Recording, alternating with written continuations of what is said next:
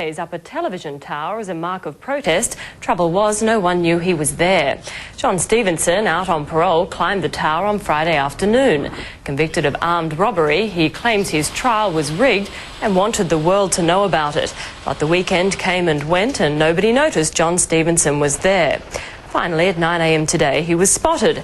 He told police he'd had enough supplies to live up the tower for a week, a bag of oats, water and chewing gum. It took a few hours negotiation to convince Stevenson his case would be re-looked at, and he came back down to earth.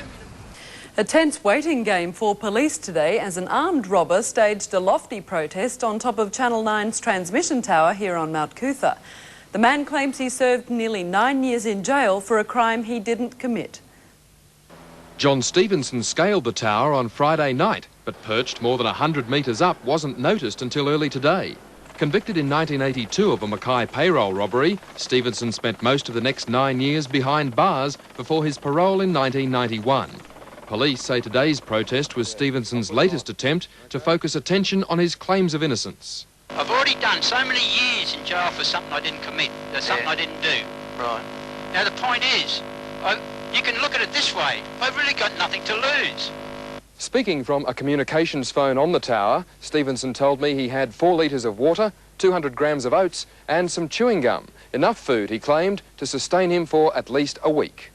He used Channel 9's Skycam to display documents he claimed would clear his name. Briefed on his background, police studied the videotapes before deciding not to risk a confrontation.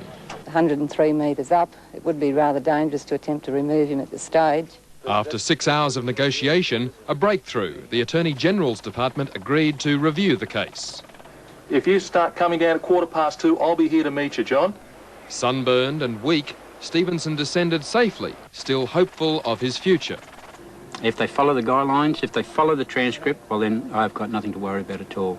Police say Stevenson will be summoned and probably fined over today's protest, but hasn't breached his parole conditions. Dean Felton, National 9 News.